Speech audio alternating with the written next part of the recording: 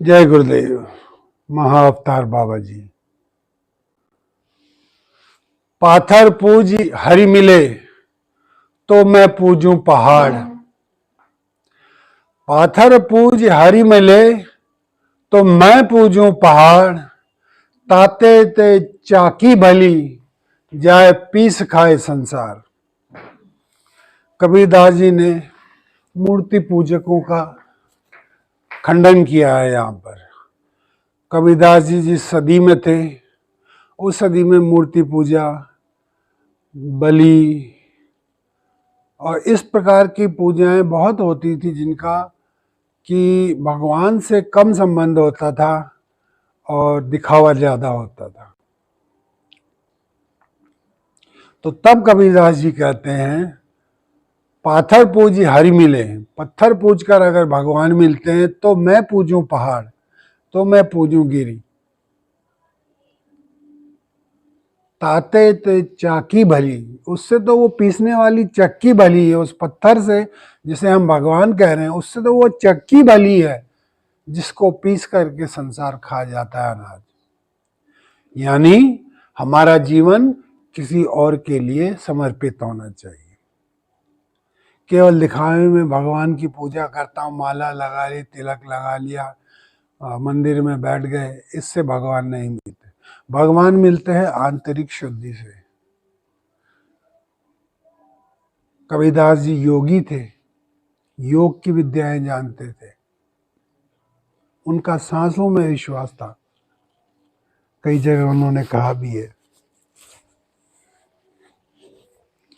तो पत्थर पूजने से कुछ नहीं होता, आपके भाव कितने शुद्ध हैं वो प्रमुख है। अगर आपके भाव शुद्ध होंगे तो आपको दिया जलाने की भी जरूरत नहीं, आपको अगरबत्ती जलाने की भी जरूरत नहीं, आपको धूप जलाने की भी जरूरत नहीं। आप बैठे बैठे मन ही मन परमात्मा को याद करते रहिए, मन ही मन मंत्रोच्चारण करते रहिए।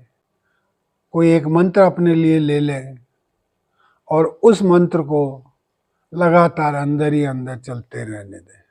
इस प्रकार भगवान की पूजा होनी चाहिए, कबीरदास जी कहते हैं। साथ ही हमें पत्थरों की पूजा यानी मूर्ति पूजा की जगह योग ज्यादा करना चाहिए। सांसों के आने जाने पर ध्यान को केंद्रित करना चाहिए, मेडिटेशन करना चाहिए एज ए रूटीन।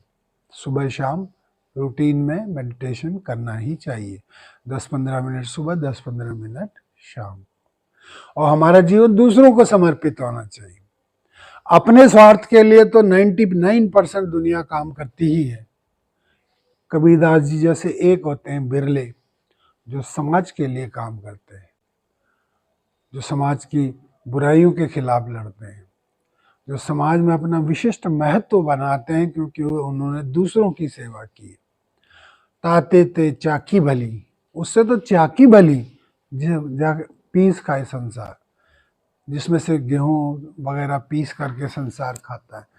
तो मूर्ति से तो वो कबीरदास जी कहते हैं वो चाकी भली है, चक्की, पत्थर की चक्की जिसे हाथ से घुमाते हैं वो अच्छी है, कम से कम वो दूसरों के काम तो आ रही है।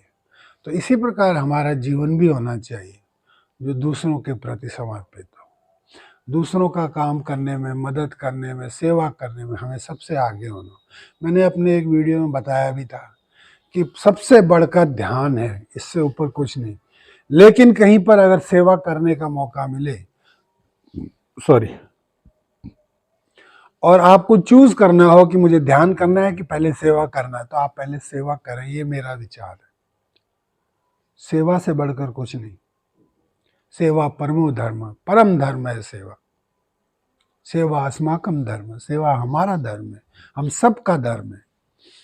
इसलिए हमें पहले सेवा करनी चाहिए और सेवा करने के तुरंत बाद जो आपका ध्यान छूटा हुआ है फिर उस पर जाइए। तो ध्यान सबसे बड़ा कर्म है। कर्म के बगैर तो सृष्टि चलती ही नहीं है। आप ना भी चाहें तो भी कर्म तो होता ही रहेगा। आपकी हृदय गति चलती रहेगी, आपकी सांस चलती रहेगी, आपका मन बुद्धि चलता रहेगा। कुछ ना कुछ कर्म तो फिर भी हो रहा है। लेकिन कर्म अगर ऐसा हो जिससे दूसरे की सेवा हो, कर्म अगर निस्वार्थ हो जैसा भगवान ने कहा गीता में, तो उसके कहने ही क्या, बल्ले बल्ले।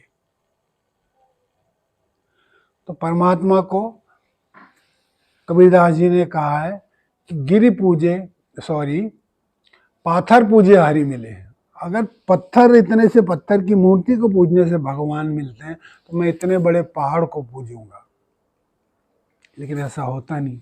पत्थर या पहाड़ पूजने से भगवान नहीं, भगवान मिलते हैं आंतरिक शुद्धि से। आंतरिक शुद्धि से मतलब मन को कंट्रोल करने से। जब आप मन को कंट्रोल कर लेते हैं तो आपकी जो इंद्रियां हैं, आंख, नाक, मुंह, कान और ये टच स्किन, ये सब आपके कंट्रोल में आ जाते हैं। जब ये कंट्रोल में आ जाते हैं तो मन के ऊपर होती है बुद्धि। बुद्धि भी आपको फिर गाइड करने लगती है। और मन बुद्धि के अंदर, परे, अंदर दृष्टा रूप में आत्मा है।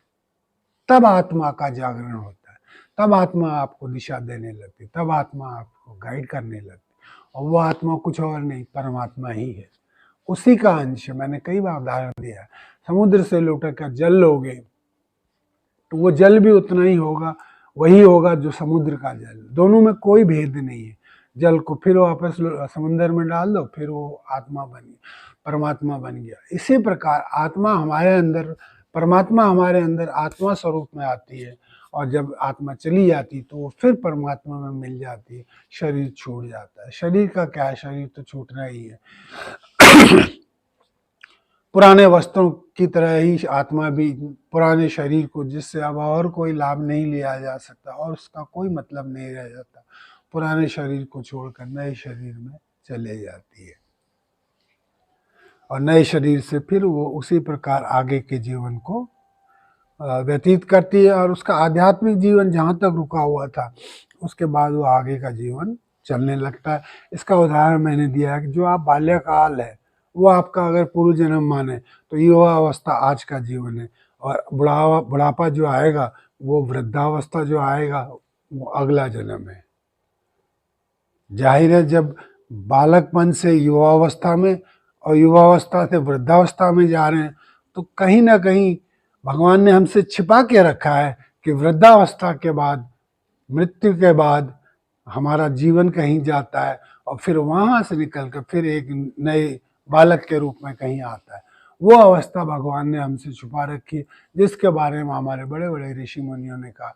निश्चित रूप से जब पुनर्जन्म होता है, निश्चित रूप से हमारे पुनर्जन्मों का फल हमारे साथ चलता है और उसका लाभ होता है। तो सेवा दूसरों की करें। सेवा करने से आपका मन निर्मल होगा, अच्छा होगा, पवित्र होगा और आपका जीवन सुखमय, शांतिमय बीतेगा। सेवा करने से आपके मन के भाव बदलेंगे। मन में आपके समस्त सृष्टि के लिए प्रेम का भाव बढ़ेगा। वसुधैव कुटुंबकम की भावना अंदर बढ़ेगी। भगवान के प्रति आपका प्रेम बढ़ेगा, क्योंकि दूसरा जो व्यक्ति है वो कोई और नहीं, वो भगवान ही है। तत्वमसि, तत्वमसि यानी तत्वमसि, वह तुम ही हो। हे प्रभु, मुझसे परे इस सृष्टि में जो कुछ भी है वह तुम ही हो। जब ऐसे विचार करेंगे तो हर एक में हम भगवान को देखेंगे। और जब हम हर एक में भगवान को देखेंगे तो हर एक की सेवा करने की कोशिश करेंगे।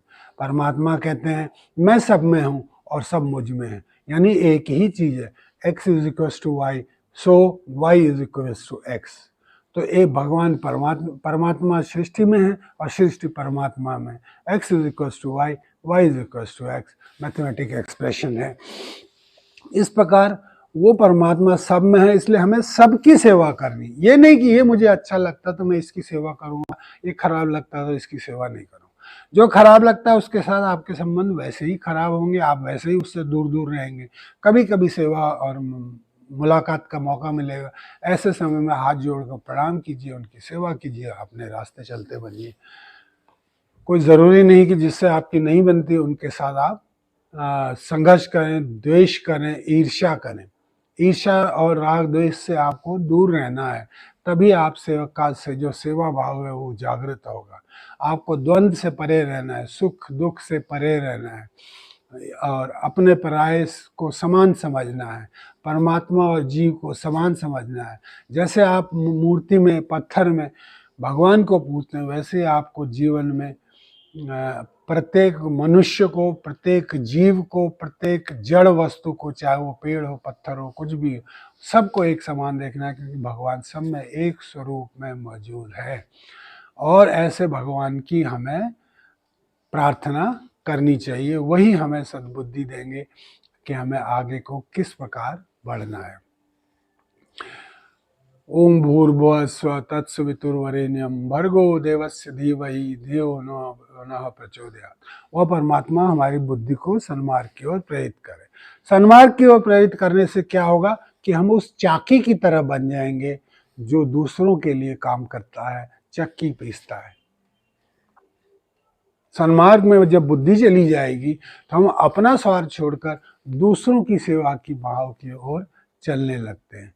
वो सेम उसी तरह जिस प्रकार कबीरदास जी ने कहा कि चक्की दूसरों का भला करती है और मूर्ति खड़ी रहती है, उसकी कितनी भी पूजा करो वो आपकी सेवा नहीं करेगी। करेगी, उसका तरीका है, उसका समय है, उसका विधान है, उसकी पूजा करनी है, उसके लिए बहुत लंबे समय तक ध्यान योग करना है, भजन करना है, कीर्तन करना है, किताबें पुस्तकें पढ़नी है, स्क्रिप्चर्स यानी साहित्य आध्यात्मिक पुस्तकें पढ़नी है और निष्काम कर्म करना है। तब मंदिर में बैठी हुई मूर्ति, मंदिर में खड़ी हुई मूर्ति आपको आशीर्वाद देगी, उससे पहले नहीं। उससे पहले आपके हाथ में जो सबसे सरल काम है वो है चाकी की तरह कि आप दूसरों की मदद करना शुरू कर दें। जब आप दूसरों की मदद करना शुरू कर देते हैं तो उसी में से आपके लिए भी फल मिलने लगता है। तो कितनी अच्छी बात कबीरदास जी ने कही कि अगर मूर्ति के पूजने से मेरा भला हो रहा है तो मैं क्यों ना पहाड़ को पूजूं। पहाड़ तो इतना बड़ा है, वो और पथरीला है और बड़ा है, उससे तो मुझे तुरंत ही भगवान मिल जाएंगे। लेकिन ऐसा नहीं होता है। होगा क्या कि वो चक्की भली जो पीस कर खिलाती है, हमारी सेवा करती है, संसार की सेवा करती है। ऐसा ही जीवन हमें अपना बनाना है जिसमें हम दूसरों की सेवा कर सकें। उनकी सेवा से जो थोड़ा बहुत मीठा फल हमें मिले परमात्मा की दया से, जो कर्म फल हमें सेवा का मिले, उसे भगवान को समर्पित करते हुए स्वीकार करें और खुश रहें, प्रसन्न रहें। आशा करता हूँ कबीरदास जी के इस दोहे को आप पसंद करेंगे। और ये तो बहुत ही उत्तम दोहा है, इसके वजह से आपको अत्यंत लाभ होगा। इसका भाव बहुत सुंदर है कि दूसरों की सेवा की जाए। पाथर पूजे हरि मिले तो मैं पूजूं पहाड़, मैं पूजूं गिरी। पाथर पूजे हरि मिले तो मैं पूजूं गिरी। ताते तो चाकी भली जाके पीस खाए संसार। जय गुरुदेव, जय गुरुदेव, जय गुरुदेव।